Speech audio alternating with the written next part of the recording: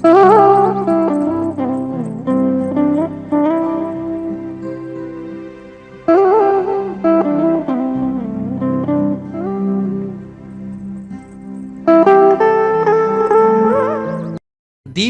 கொண்டாட்டம் பற்றி இன்னும் மக்களிடம் தெளிவு பிறக்கவில்லை.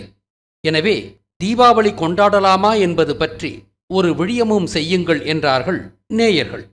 சென்ற ஆண்டு தீபாவளிக்கு பிறகு நரகாசூரன் என்பது பரசுராமன் தான் என்று ஒரு 20 நிமிட நீள விழியம் செய்திருந்தேன்.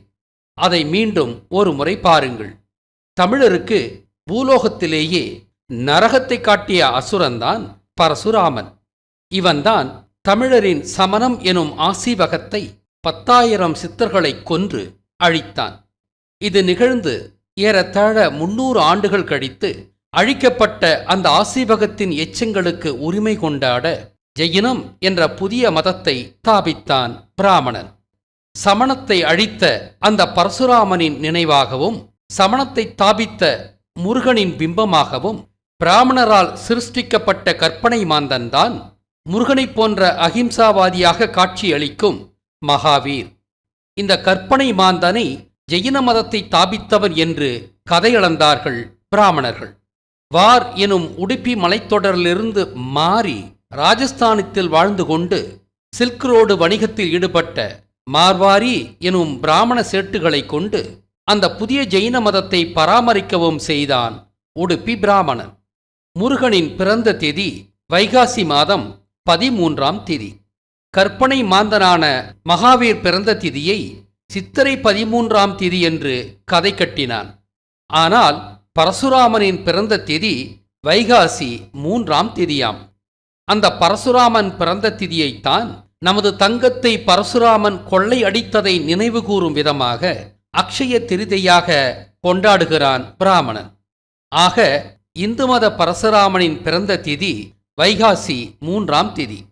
ஜெயின மத மகாவீர் பிறந்த திதி சித்திரை 13ஆம் தேதி. சரி, இந்து மத பரசுராமனின் இறந்த திதி எது? இந்து புராணப்படி பரசுராமன் ஒரு சிரஞ்சீவி என்பதால் அவன் மரணிக்கவில்லையாம். மகேந்திரகிரியில் அவன் தியான நிலையில் ஓய்வு கொண்டானாம். விஷ்ணுவாக அனுதினமும் வாழ்கிறானாம். கேட்டீர்களா கதையை? பிராமணனின் வழமையான இந்த கப்சாவிற்கும் அப்பால் உண்மையில் பரசுராமன் தமிழர்களால் ஆற்றங்கரையில் வைத்து வதம் செய்யப்பட்டான். இந்த பரசுராம வதத்தைத்தான் நாம் நரகாசுர வதம் என்று கொண்டாடுகிறோம். அவன் வதம் செய்யப்பட்டதைத் தொடர்ந்து ஒவ்வொரு ஆண்டும் அவன் வதம் செய்யப்பட்ட அந்த தேதியில் பட்டாசு வெடித்தும் அவனை தலைமொழிகிவிட்டோம் என்பதை குறிக்க தலையில் எண்ணெய் தேய்த்து குளித்தும் நல்ல காலம் பிறந்துவிட்டது என்பதை குறிக்க புத்தாடை பூண்டும் இனிப்புகள் செய்து பகிர்ந்துண்டும் கொண்டாடுகிறோம். அந்த நாளுக்கு தீபாவளி என்று பெயர் அல்ல. மீண்டும் சொல்கிறேன், அந்த நாளுக்கு தீபாவளி என்று பெயர் அல்ல. நரகாசுர வதம் என்றோ பரசுராம வதம் என்றோதான் அந்த நாளுக்கு பெயர். அப்படியானால் தீபாவளி என்பது எதை குறிக்கிறது? அதை பிறகு சொல்கிறேன். சரி, பரசுராமன் வதம் செய்யப்பட்ட அந்த நாள் உண்மையில் எது? இந்து மதத்தின்படி பரசுராமன் ஒரு சிரஞ்சீவி என்று பொய் சொல்லி அவன் இறந்த நாள் திட்டமிட்டு மறைக்கப்பட்டுள்ளது. பிறகு வேறெப்படி அவன் வதம் செய்யப்பட்ட நாளை அறிவது? பரசுராமன் ஏறத்தாழ அனைத்து மதங்களிலும் நினைவு கூறப்பட்டுள்ளான். இந்து மதத்தில் அவன் பரசுராமனாகவும், ஜெயின மதத்தில் அவன் மகாவீராகவும், கிறிஸ்து மதத்தில் அவன் செயின்ட் நைக்கோலாஸ் மற்றும் சாண்டா கிளாஸ் ஆகவும், இஸ்லாத்தில் அவனே வாகாபியாகவும் அறியப்படுகிறான். கிறிஸ்து மதத்தின்படி செயின்ட் நைக்கோலாஸ் எனும் பரசுராமன் இறந்த நாள் டிசம்பர் 6. பரசுராமனின் பெயரான அம்பேத்கர் என்ற பெயரை கொண்ட ஒரு தலித் சட்டத்தரணி இறந்த தேதி, மன்னிக்க கொல்லப்பட்ட தேதியும் டிசம்பர் 6 தான் என்பது பரசுராமன் வதம் செய்யப்பட்ட நாள் டிசம்பர் 6 தான் என்பதை நிறுவுகிறது. இந்த நாள்தான் பரசுராமன் வதம் செய்யப்பட்ட நாள் என்பதை இஸ்லாமும் கூடுதலாக நிறுவுகிறது. ஜெயின், ஜெயம், வாகை, வாகர், வாவர், பாபர் என்பதெல்லாம் பரசுராமனின் பெயர்கள்தான். இந்த சொல் மூலத்திற்கு இன்னும் ஒரு ஆதாரமும் கொடுக்கலாமா?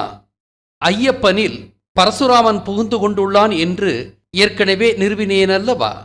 அது மட்டுமல்ல, ஐயப்பனின் நண்பனாக கருதப்படும் இஸ்லாமியரின் பெயர் தெரியுமா? அதுவும் பாபர் எனும் பாபர்தான். ராமன் தோற்றான், சகுனியும் தோற்றான், ஆனால் வெற்றி பெற்றவன் பரசுராமன் தானே. ஆக ஜெயின், வாவர், பாபர் எல்லாம் வெற்றி என்ற பொருள் கொண்ட பரசுராமனை குறிக்கும் பெயர்கள்தான். இஸ்லாம் மதத்தின் வாகை ஆவி எனப்படும் வாகாபி பிரிவும் பரசுராமனின் பெயரில் உள்ள இஸ்லாமிய பிரிவுதான். அந்த வாகாபிதான் ISIS என்ற தீவிரவாத அமைப்பை தாபித்து முருகனின் மக்களாகிய யாசித்திகளை வேட்டை ஆடியது. மகாவீர் முருகனின் சமணர்களை அன்று அழித்தது போல.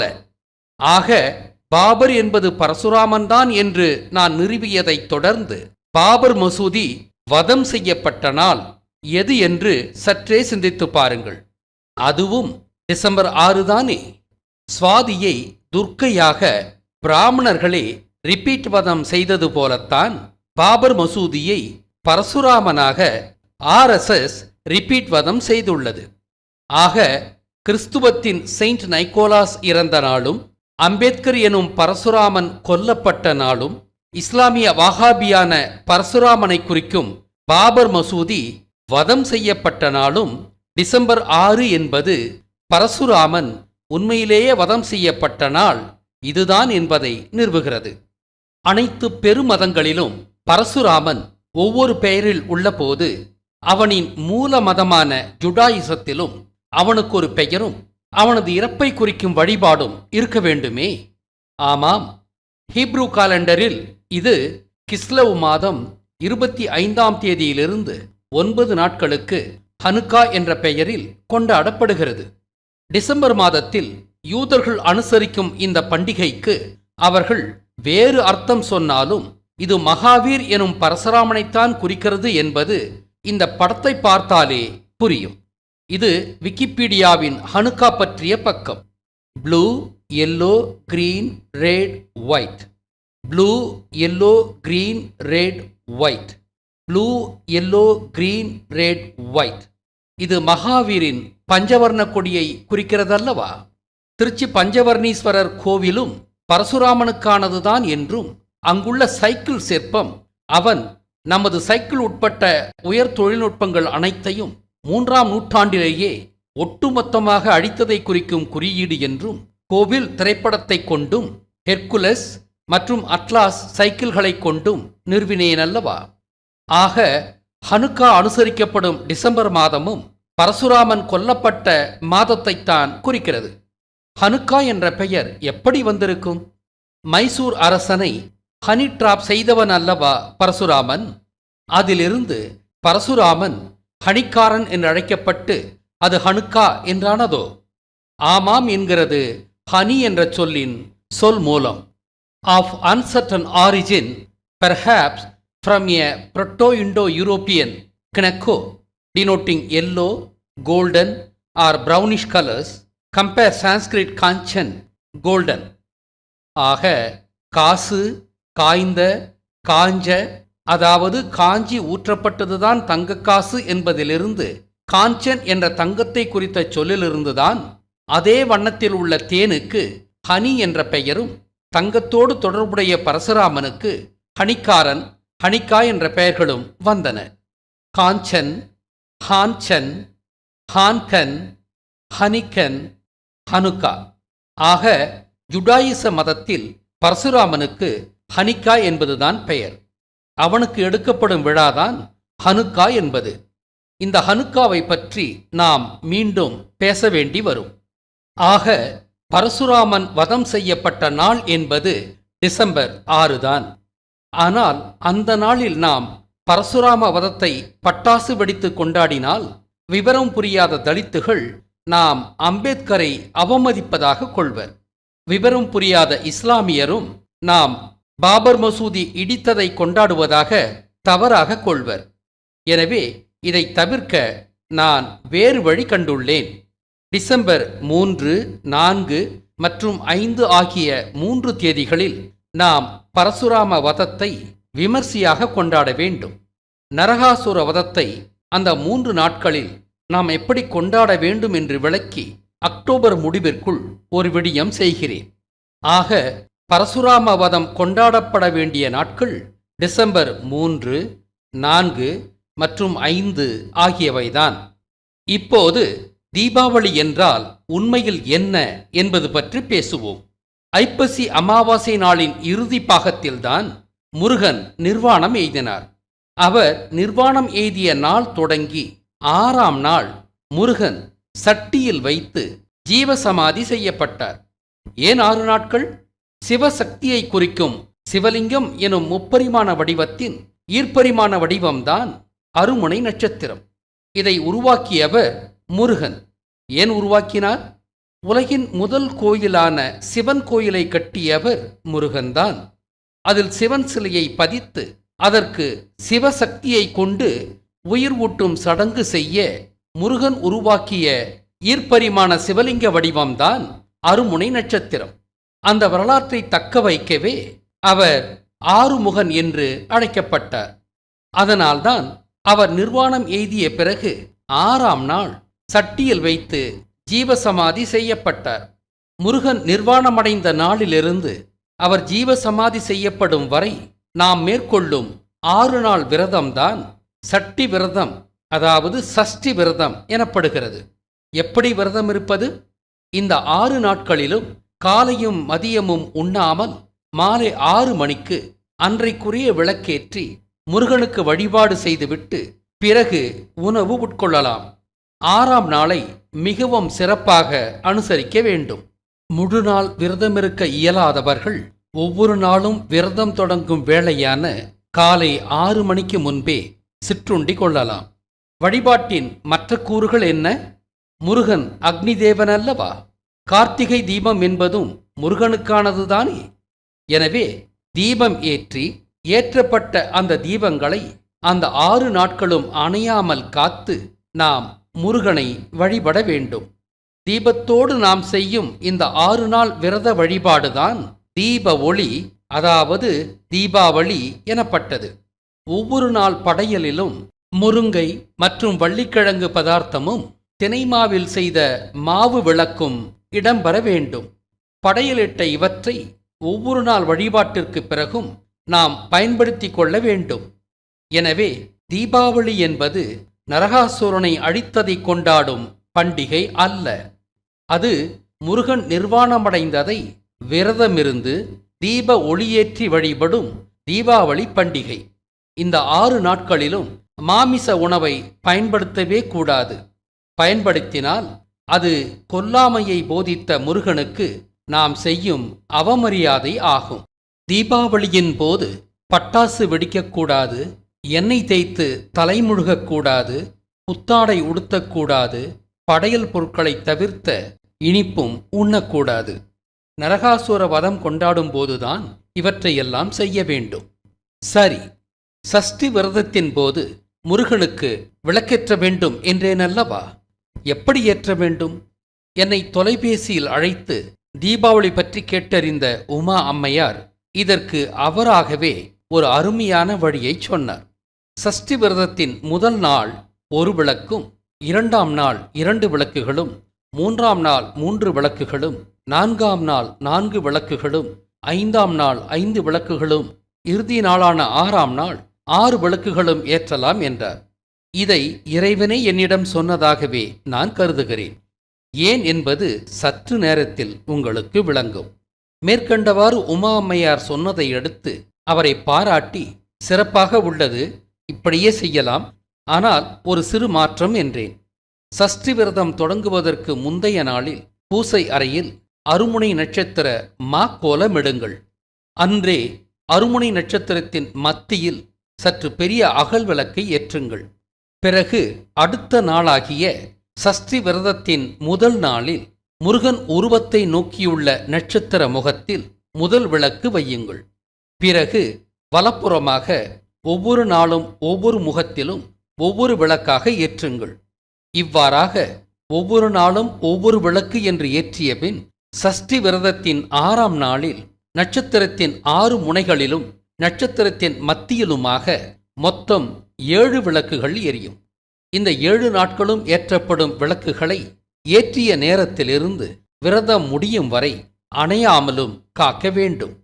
8ஆம் நாள் விரதம் இருக்காமல் மாலை 6 மணிக்கு மேற்கொள்ளும் வழிபாட்டிற்கு பிறகு விளக்குகளை நீக்கி வழிபாட்டை முடித்துக் கொள்ளலாம்.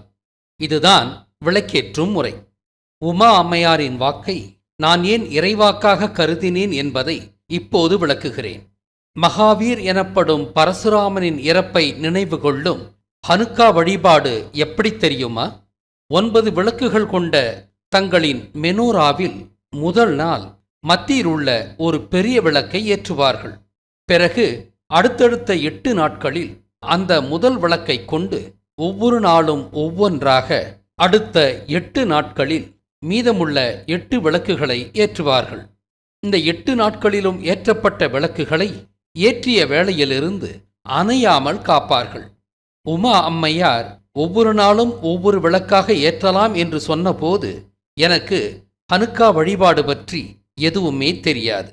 இந்து, ஜெயினம், கிறிஸ்துவம், இஸ்லாம் ஆகிய மதங்களில் பரசுராமனுக்கு பெயரும் வழிபாடும் உள்ளபோது அவனின் மூல மதமான ஜுடாயிசத்திலும் அவனுக்கு பெயரும் வழிபாடும் இருக்க வேண்டும் என்று நான் வேறு கோணத்தில் தேடியபோதுதான் இந்த ஹனுக்கா வழிபாட்டை பற்றி அறிந்தேன். அதில் உமா அம்மையார் முருகனுக்குச் சொன்னது போலவே ஒவ்வொரு நாளும் ஒவ்வொரு விளக்கு ஏற்றப்படுவது கண்டு நான் உண்மையிலேயே மிரண்டு போனேன். ஆம், நான் உண்மையிலேயே மிரண்டு போனேன். அப்படியானால் பழங்காலங்களில் நம் மக்கள் முருகனுக்கு இப்படி அனுஷ்டித்த சஷ்டி விரதத்தை காப்பியடித்துத்தான், மீண்டும் சொல்கிறேன், காப்பியடித்துத்தான் முருகனின் பிம்பமாக உருவாக்கப்பட்டுள்ள மகாவீரை நினைவு கொள்ளும் ஹனுக்கா வழிபாட்டை யூதன் உண்டாக்கினான். இங்கு உமா அம்மையாரை கொண்டும் ஹனுக்கா வழிபாட்டை கொண்டும் எனக்கு பல ஆழமான உண்மைகளை கடவுளர் உணர்த்தியுள்ளனர். இப்படித்தான் கடவுளர் என்னோடு உரையாடுகின்றனர். ஆக பரசுராமனுக்கான ஹனுக்கா வழிபாடு என்பது முருகனுக்கு நாம் மேற்கொண்ட வழிபாட்டின் டிட்டோ காப்பிதான். 7 என்பது முருகனின் சமணத்தை குறிக்கும். ஆதியில் யூதனின் மெனோரா என்பதும் 7 விளக்குகள் கொண்டதாகத்தான் இருந்தது. நம்மிடமிருந்து ஆட்டை போட்டது என்பதால் மினோரா என்பதும் தமிழ் சொல்லாகத்தானே இருக்க வேண்டும். ஆமாம், முருகனின் கார்த்திகை நட்சத்திரம் என்பது 7 நட்சத்திரங்களை கொண்ட பிளியட்ஸ் ஓரையாகும். கார்த்திகை நட்சத்திரத்தின் பிளியட்ஸ் என்ற ஆங்கில பெயர் வெள்ளை உடுக்கள் என்ற பொருளில்தான் கொடுக்கப்பட்டது. நட்சத்திரத்தை ஓர் பிளஸ் ஐ, ஓரை என்றுதானே அழைப்போம். ஆக வெண் பிளஸ் ஓரை, வெண்ணோரை, வெண்ணோரா, மென்னோரா, மெனோரா. யூத மெனோராவின் சொல் மூலம் நமது கார்த்திகை நட்சத்திரத்தை கொண்டு வந்ததுதான். அப்படியானால் நாமும் நட்சத்திர வடிவில் வெண்ணோரை என்ற 7 விளக்குகள் கொண்ட அமைப்பை வைத்திருந்தோம் என்பது புரிகிறது. நமது சைக்கிளை பரசுராமன் அழித்தது போல நமது வெண்ணோரையையும் அழித்தான் யூதன். நமது நட்சத்திர வடிவ 7 விளக்குகள் கொண்ட வெண்ணோரையை சற்று மாற்றி அந்த 7 விளக்குகளையும் ஒரே வரிசையில் அமைத்து கொண்டு அதை அவனது மெனோரா என்றான் யூதன். அது தொடக்கத்தில் பரசுராமனை மட்டும்தான் குறித்தது. பிறகு அதையே 9 விளக்குகளாக்கி ராமனையும் குறிக்கும்படி ஆக்கிக் கொண்டு இப்போது அதன்படி வழிபடுகிறான். எனவே யூதனின் தற்போதைய 9 நாள் ஹனுக்கா வழிபாடு பரசுராமனின் இறப்புக்கும் ராமனின் இறப்புக்கும் யூதர்கள் மேற்கொள்ளும் பொது வழிபாடுதான். அது நமக்கு தெரியக்கூடாது என்பதால் ஹனுக்கா பற்றி வேற கம்பிகற்ற கதையெல்லாம் சொல்றான் யூதன். வரலாற்று மாந்தனான பரசுராமன் செய்த கொடுமைகளால் அவனது வரலாற்றை பிராமணனால் பேச முடியாது என்பதாலும் நம்மை வெற்றி கொண்ட பரசுராமனை பிராமணன் மிகவும் மதித்ததாலும் அவனை ஒரு மித்திக்கல் காட் என்று ஆக்கியது இல்லாமல் அவன் ஒரு சிரஞ்சீவி என்றும் கயிறு தெரித்தான். இந்த வரலாற்று தெரிவால் நரகாசூர வதம் என்பது அர்த்தமற்றதானது. அது பிற்காலத்தில் பிராமணனால் திட்டமிட்டு நிறுத்தவும் பட்டது. ஆனால் முருகனின் பிம்பம்தான் மகாவீர் என்பதால் முருகன் நிர்வாணமடைந்த அதே ஐப்பசி அமாவாசை நாளின் பிற்பாகத்திற்கு பதிலாக முற்பாகத்தில் மகாவீர் இறந்ததாக, அதாவது அவனது பாஷையில் முக்தி அடைந்ததாக கதை விட்டான் பிராமணன். எனவே அந்த ஐப்பசி அமாவாசை நாளான நமது தீபாவளி நாளில் யூதர்களும் மகாவீரை விளக்கேற்றி வழிபடுகிறார்கள். பஞ்சவர்ணீஸ்வரனாகிய மகாவீரின் இறப்பை சேட்டுகள் தீபாவளி சமயத்தில் 5 நாட்கள் அனுஷ்டிக்கிறார்கள். இந்த ஆண்டு அக்டோபர் 22 அக்டோபர் 26 வரை 5 நாட்களுக்கு நமது தீபாவளி நாளில் இரகசியமாக ஹனுக்கா அனுஷ்டிக்கிறான் சேட்டு. அனுஷ்டிப்பது என்பதும் அனுசரிப்பது என்பதும் ஹனியிலிருந்து வந்த சொல்தான். மகாவீர்தான் நரகாசூரன் என்ற இரகசியத்தை அவன் மட்டும் அறிந்துள்ளதாலும், நாம் மறக்கடிக்கப்பட்டோம் என்பதாலும், நரகாசூரன் வதத்திற்கு அவன் வேறு கதை சொன்னதாலும் நாம் கண்டுபிடித்து விடவா போகிறோம் என்ற தைரியத்தில் மகாவீர் இறந்த தினத்தை அவனே நரகாசுர வதம் என்றும் சொல்லி வைத்தான். இப்போது எல்லாமும் புரிந்ததா?